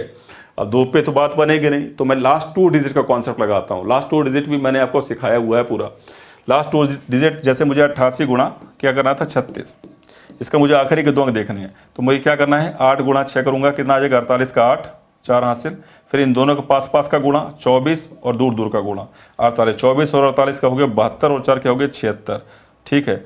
आखिरी में आना चाहिए 6 8, जिसमें 6 8 है लास्ट में, वही मेरा आंसर है, तो ऑप्शन बी करेक्ट हो गया, ठीक है ना भाई, सही है, समझ में आ गई होगी बात। अब पूरा गुणा मत करो, 2 अंक को देखा ना, 6 8 दिख गया, 6 8 केवल इसी में है, ऑप्शन बी में, ठीक है। आप करना चाहो तो कर सकते हो, लेकिन समय को बचाना चाहिए, ठीक है, सही है ना भाई लोगों, बात समझ में आ रही है अच्छी तरह से। आगे बढ़ो, छोटे छोटे सवाल हैं, ठीक है। जो बच्चा थोड़ा सा तेज हो जाता है पढ़ते पढ़ते, उनको इन सवालों में बोरिंग होती है, लेकिन बोरिंग कुछ नहीं होती भाई। कुछ बहुत सारे बच्चे ऐसे होते हैं जो उनको इसी में दिक्कत आती है, और सर्किल ऐसा चैप्टर है, इसको मैं छोड़ नहीं सकता, ये बहुत आता है, हर पेपर में आता है एक सवाल इसका, ठीक है। और किसी बच्चे से कोई सवाल ना छूटे।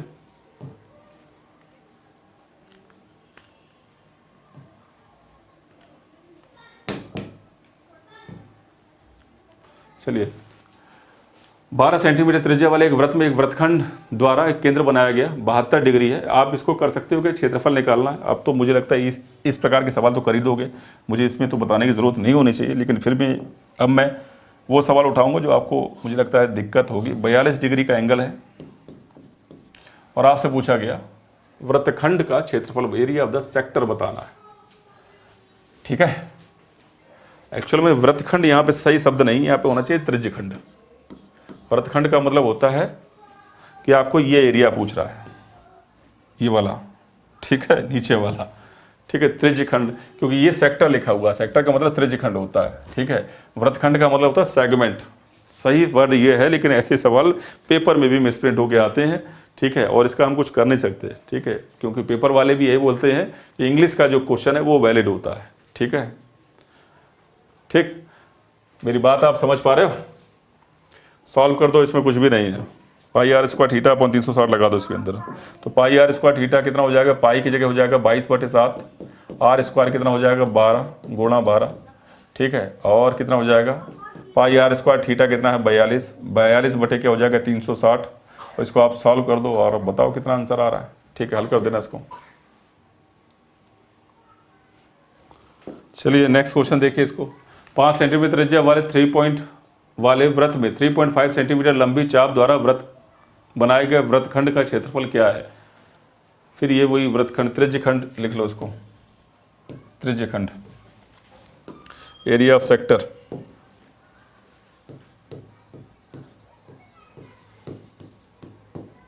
त्रिज्यखंड ही पूछा गया भाई, ठीक है। एरिया ऑफ सेक्टर का मतलब होता है त्रिज्यखंड, ठीक, सेगमेंट होता है तब वृत्तखंड होता है। त्रिज्यखंड वृत्तखंड में फर्क जानते हो ना। अब ये त्रिज्यखंड है, त्रिज्याओं से निर्मित खंड, ये वाला क्षेत्रफल की बात करेंगे। जब मैं वृत्तखंड की बात करूंगा तो ये वाले क्षेत्रफल की बात करूंगा, सेगमेंट, ठीक है, नीचे है और सेक्टर ऊपर है। सॉल्व कर देना इस क्वेश्चन को, अब मुझे लगता है कर लोगे सवाल को सॉल्व, ठीक है। त्रिज्या वाले वृत्त में लंबी चाप द्वारा, अच्छा एक बात बताओ कि यहाँ पर एंगल तो दिया नहीं गया है, तो चलो मैं बता देता हूँ। आपको रेडियस दिया गया ना 5 सेंटीमीटर, ये भी 5 सेंटीमीटर, और ये जो लेंथ दी गई है वो कितनी दी गई, यहाँ से लेकर यहाँ तक की 3.5 सेंटीमीटर चाप द्वारा बनाए गए वृत्तखंड का क्षेत्रफल क्या होगा। जब आपके पास त्रिज्या और चाप की लंबाई दी होती है, मैंने फार्मूला भी आपको बताया हुआ है, आप करेंगे 1/2 4 गुणा 5 गुणा 3.5, इसको आप सॉल्व कर दो, याद कीजिए 1/2 R/L, ये एक फार्मूला मैंने बताया उसे। जब त्रिज्या और चाप की लंबाई दी जाती है, जब रेडियस और लेंथ ऑफ आर्क दिया जाता है तो एरिया निकालने का ये फार्मूला होता है। एंगल की यहाँ पे ज़रूरत नहीं होती है, आप डायरेक्ट इसको लगाओ, ठीक है। तो 35 गुणा 5 क्या हो जाएगा, 175/2, यानी 17.5/2 हो जाएगा 8.75, ठीक है ना।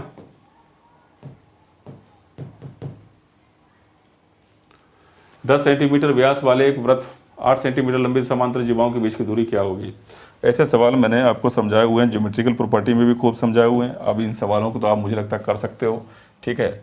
एक वृत्त है, 10 सेंटीमीटर व्यास वाले एक वृत्त में 10 सेंटीमीटर इसका व्यास है, 8 सेंटीमीटर लंबी दो समांतर जीवाएं, 8 सेंटीमीटर की लंबी ये जीवा है, 8 सेंटीमीटर की लंबी ये जीवा है। ये पूरा व्यास 10 था, ठीक है। आप जानते हो कि यहाँ से जब इस पर परपेंडिकुलर खींचोगे तो ये 4 हो जाएगा, और अगर व्यास 10 है तो त्रिज्या कितनी हो जाएगी, 5 हो जाएगी। अगर व्यास 10 है तो त्रिज्या हो जाएगी 5, ये भी 5 हो जाएगी, ठीक है ना भाई। और यहाँ से परपेंडिकुलर खींचोगे, क्योंकि 8 8 है तो ये 4 हो जाएगा, ये 4 है, ये 5 है तो ये 3 हो जाएगा, ये लेंथ 4 है 5 है तो ये 3 हो जाएगी लेंथ। मैंने बस रिपीट कर दिया, टोटल डिस्टेंस 3 और 3 क्या हो गया, 6 सेंटीमीटर, ठीक है। आगे बढ़ो, छोटी सी बात थी, हम पहले भी डिस्कस कर चुके हैं इस बात सब चीज़ों पर। दो वृत्तों के केंद्रों पर दो बराबर लंबाई के चापें 60 डिग्री और 75 डिग्री का कोण बनाती हैं, और उन वृत्तों की त्रिज्याओं का अनुपात क्या होगा, ठीक है ना। तो अगर मैं ये कहूँ कि दो अलग अलग वृत्त हैं, उनका जो आर्क है पहले वृत्त की वो 60 डिग्री का कोण बना रही है, तो उसका एरिया कैसे निकालोगे, पाई R², R क्योंकि दो वृत्तों के केंद्रों पर बराबर लंबाई के चापें, ठीक है ना। त्रिज्याओं का अनुपात क्या होगा, पहले वृत्त की त्रिज्या R1 कह दिया मैंने, और वो एंगल बना रही है 60 डिग्री का, 60/360।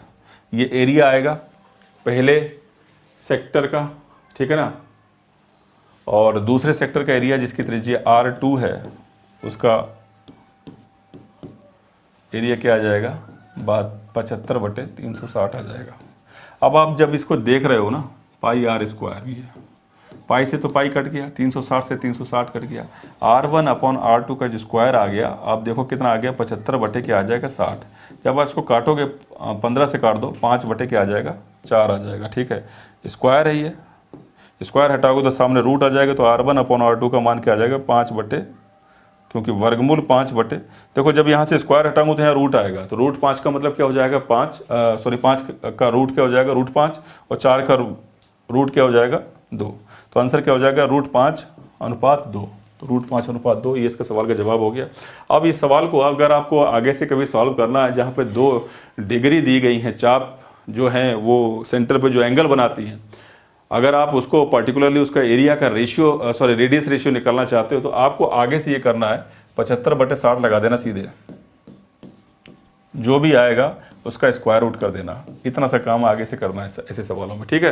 क्योंकि आपको बातें समझ में आ जाएंगी, पाई से पाई कट जाता है, R1/R2 का होल स्क्वायर आता है, और ये डिवाइड में चला जाता है, स्क्वायर हटने से रूट आ जाता है। तो आगे से आप ये पूरा जो कल यहाँ पर लिखावट की गई है वो आप नहीं करेंगे, और सीधे लगाएंगे 75/60 का वर्गमूल, जो कि ये आएगा, और इसका जो आएगा उत्तर होगा 5/4 का मतलब रूट 5/2। सही है भाई। आगे से आपको सीधे यही काम आपको करना है, ये आगे से नहीं करेंगे, सिंपल सी बात, क्योंकि हम बात को जान गए कि ऐसा होता है। आगे बढ़ते हैं।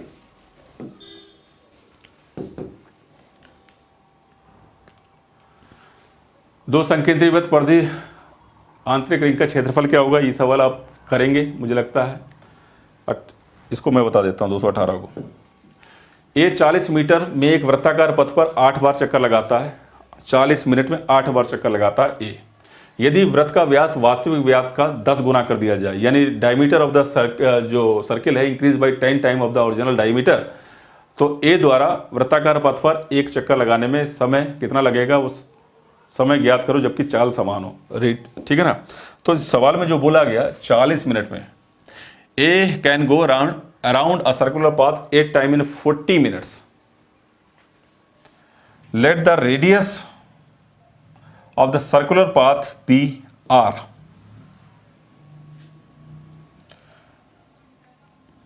तो एक चक्कर में तय की गई दूरी होगी 2πr।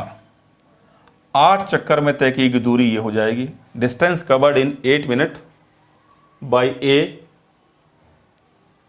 तो 2 pi r into 8 in 40 minutes. ये जो दूरी तय होती है 40 मिनट में तय होती है। अगर मैं 40 से डिवाइड लगा दूंगा तो स्पीड ऑफ ए आ जाएगी, ए की चाल आ जाएगी। बोलिए, अब बोला गया यदि व्यास को वास्तविक व्यास से 10 गुना कर दिया जाए तो डेफिनेटली जो पहले रेडियस आर थी तो अब 10 टाइम कर दिया गया तो ये रेडियस 10 आर हो जाएगी। व्यास यानी डायमीटर 10 टाइम करोगे तो रेडियस भी तो 10 टाइम हो जाएगी, यानी त्रिज्या भी तो 10 गुनी हो जाएगी व्यास को 10 गुना करने पर। ठीक है, तो नई दूरी क्या होगी? तो नई दूरी होगी, नई दूरी मैं लिख रहा हूं, नई दूरी, न्यू डिस्टेंस।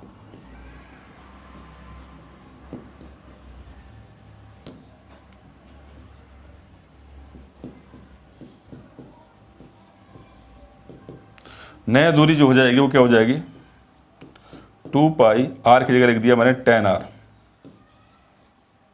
ठीक है, ये नई दूरी हो गई, एक चक्कर की नई दूरी। ठीक है, ठीक, और इस नई दूरी, ये क्या हुआ? अरे ये क्या हुआ भाई? वापस आओ। हाँ, कौन सा इसमें बटन दब गया था? हाँ, तो जो नया डिस्टेंस हो गया 2 पाई इंटू 10 आर, ये नया एक चक्कर में तय की दूरी हो गई। और इस तरह से 8 चक्कर आप लगाएंगे, तय करेंगे। सिंपल सी बात है, ठीक है ना? तो ए द्वारा नए वृत्ताकार पथ को एक चक्कर लगाने में समय ज्ञात करें। वो एक ही चक्कर लगाने में पूछा है, नए वृत्ताकार पथ का एक चक्कर। तो एक चक्कर की दूरी ये हो गई, और इसको आप डिवाइड लगा दो किससे? चाल से, क्योंकि स्पीड तो पहले के जितनी ही है, और स्पीड है ये जो आपके सामने लिखा बटे में 40 है। इस 40 को मैं ऊपर भेज देता हूँ।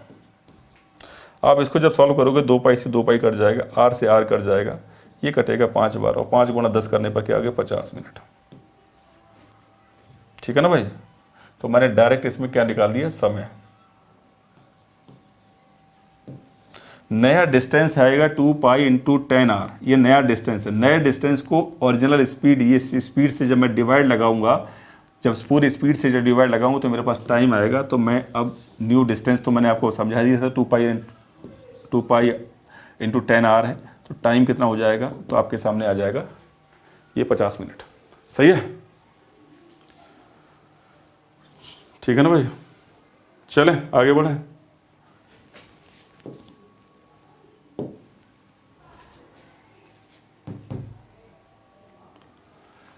चार वृत्त जिनमें प्रत्येक की त्रिज्या a यूनिट है, एक दूसरे को स्पर्श करते हैं, उनके द्वारा घेरा गया क्षेत्रफल यूनिट में क्या होगा? 4 वृत्त हैं,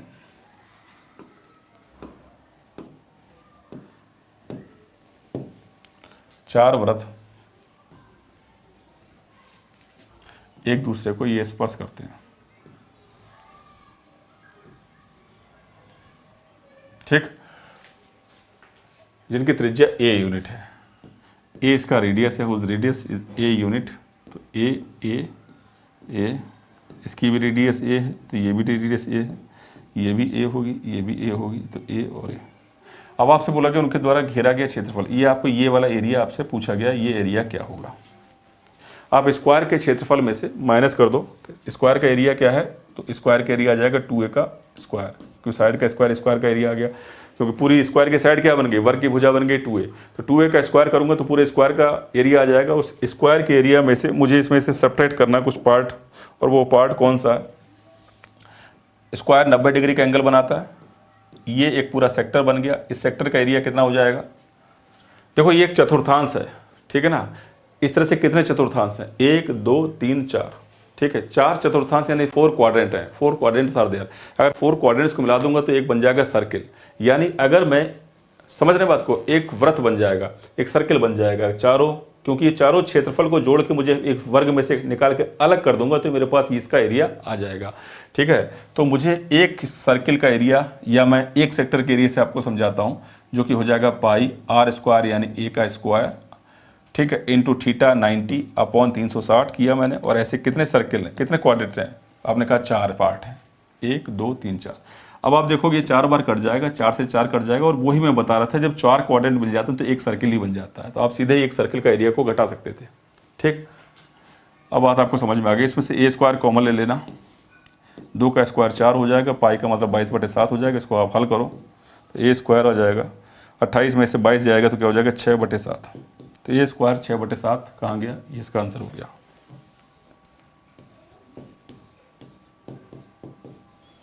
ठीक है ना भाई, चलें आगे बढ़ते हैं।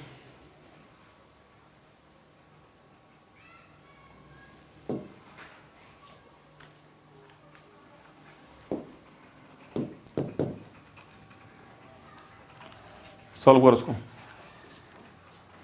सॉल्व कीजिए। एक वृत्त की परिधि दी गई है 100 सेंटीमीटर, वृत्त के अंदर बने वर्ग की भुजा क्या होगी। वृत्त की परिधि 100 सेंटीमीटर,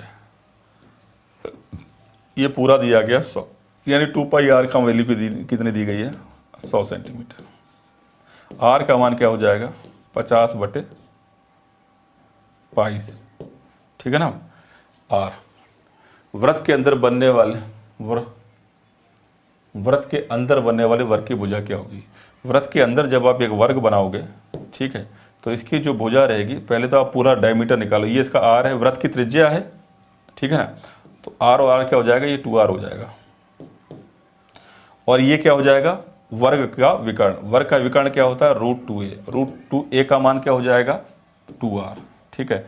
a बराबर कितना आ जाएगा,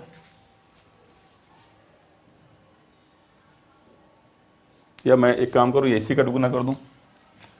अगर त्रिज्या को मैं दुगुना कर देता हूं तो मेरे पास वर्ग का विकर्ण आ जाएगा जो कि होता है √2a, और इसको दुगुना करने पर ये आ जाएगा 100/π। अब a का मान निकाल लो आप,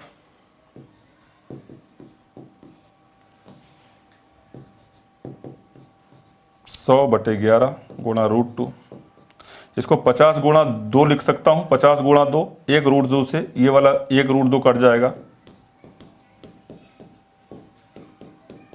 π/√2, √2 से ये वाला 2 √2 बार कट जाएगा, 50 √2/π, ये इसका आंसर हो जाएगा।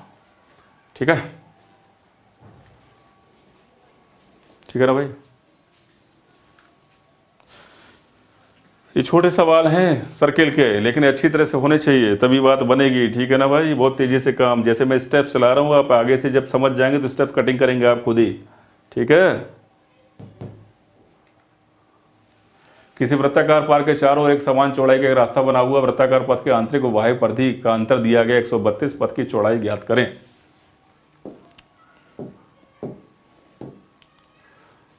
सर्कुलर पाथ है, चारों ओर एक समान चौड़ाई का एक रास्ता बना हुआ है, वृत्ताकार पथ की आंतरिक तथा बाह्य परिधियों का अंतर दिया गया है।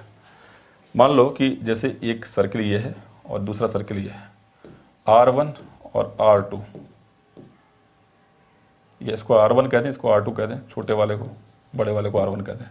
ठीक है, बाह्य आंतरिक और बाह्य परिधियों का अंतर दिया गया है, कितना 132, पथ की चौड़ाई क्या होगी,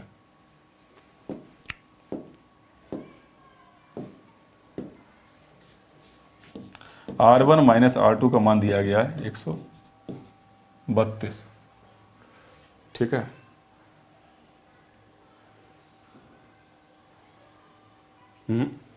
to pi R1 minus 2π R2, परिधियों का यानी सरकमफ्रेंस का जो डिस्टेंस है वो आपको 132 दिया गया है। 2 गुणा पाई को कॉमन लेते हैं, पाई का मतलब 22/7 होता है, R1 माइनस R2, यही पूछा गया R1 माइनस R2 का मान क्या होगा। तो ठीक है ना भाई, इसको सॉल्व कर दो। 11 से काटो 1 2 बार, ठीक है, 11 से काटो 2 बार, 4 से 12 को काट दो 3 बार, और 3 गुणा 7 कर दो, क्या हो जाएगा 21 सेंटीमीटर। ठीक है, R1 माइनस R2 का मान क्या आ जाएगा 21 सेंटीमीटर, 7 का 3 से गुणा 21 सेंटीमीटर। ठीक है ना, 3 गुणा 7 21 सेंटीमीटर। आगे बढ़े, नेक्स्ट क्वेश्चन देखिए, इसमें बोला 8 सेंटीमीटर त्रिज्या वाले एक अर्धवृत्त में बने त्रिभुज का क्षेत्रफल ज्ञात कीजिए। एक अर्धवृत्त आप जैसे आप बना रहे हो, ये एक अर्धवृत्त बन गया, इसमें बड़ा से बड़ा आपको ट्रायंगल निकालना है, ठीक है। अर्धवृत्त का यानी सेमी सर्कल का जो रेडियस है वो आर है, तो ये भी आर हो जाएगा और ये डिस्टेंस भी आर हो जाएगा। आपको क्या निकालना है, इसका एरिया। एरिया ऑफ ट्रायंगल कैसे निकलेगा, 1/2 बेस कितना आर और आर 2r हो जाएगा, 1/2 आधार गुणा ऊंचाई। ऊंचाई कितनी है इसकी, वो भी आर है। आप इसको सिंप्लीफाई करो, 2 से 2 कट जाएगा, क्या हो जाएगा r²। और यही सवाल का उत्तर है, ठीक है ना भाई। ठीक है, छोटी सी बात है, नोट कर लेना जल्दी से इसको। 24 नंबर क्वेश्चन पे आगे बढ़े।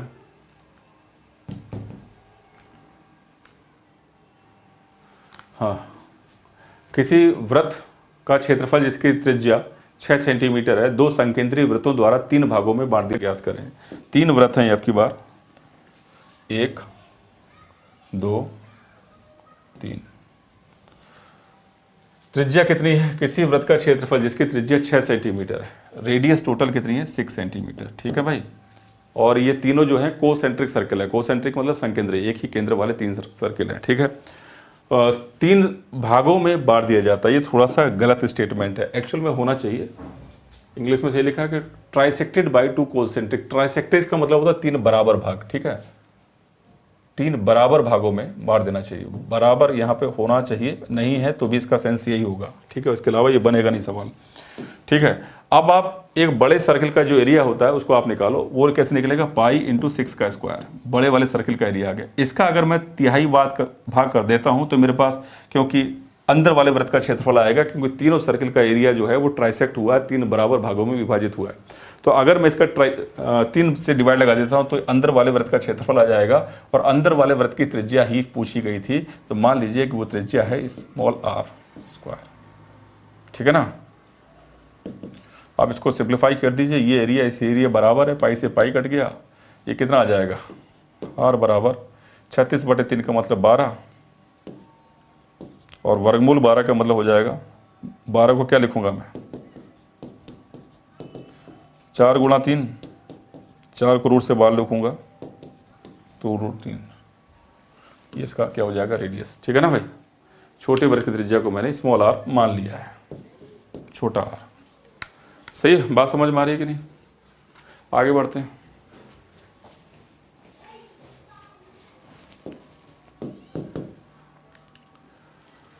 ये किसी वृत्त की परिधि और व्यास 30 सेंटीमीटर का अंतर है, त्रिज्या ज्ञात करें, अपने आप करना इसको।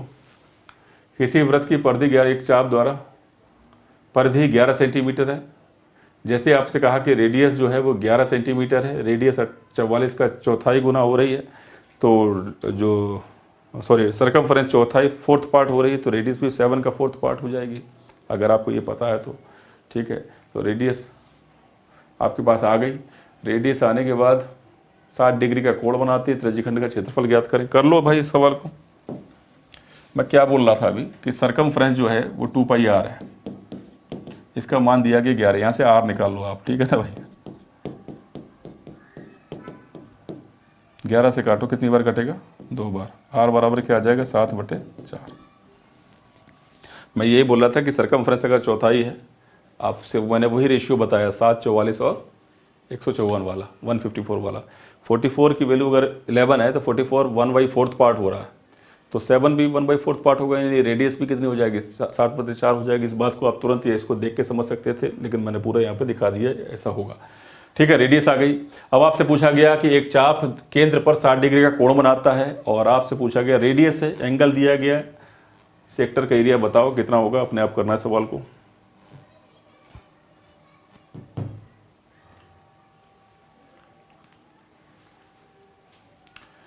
ये सवाल को भी अपने आप कीजिए। 11 किलोमीटर की दूरी एक पहिया 5000 चक्करों में पूरा करता है। पहिए की त्रिज्या ज्ञात कीजिए, रेडियस पता लगानी है, ठीक है ना। कर सकते हो इस सवाल को, ये सवाल, इस तरह के सवाल हम लोग कर चुके हैं पहले, और ये बात यहाँ पे ख़त्म हो गई क्या। चलो, तो इस सवाल को अपने आप कीजिएगा। इस तरह के सवाल हम लोग बहुत सारे कर चुके हैं, ठीक है। 1-2 सवाल मैंने छोड़ भी दिए आपके लिए। और आज के असाइनमेंट पे फिर इतना ही है। कल से मैं उठाऊंगा एक नए तरीके का असाइनमेंट, जिसमें थोड़े से और लेवल बढ़ते हुए सवाल होंगे, ठीक है। तो इतने सवाल पहले पक्के कीजिए, अच्छे कीजिए, मजबूत कीजिए, ठीक है। और मिलते हैं फिर नेक्स्ट क्लास में। टेक केयर, मन लगा के पढ़ाई करते रहिए।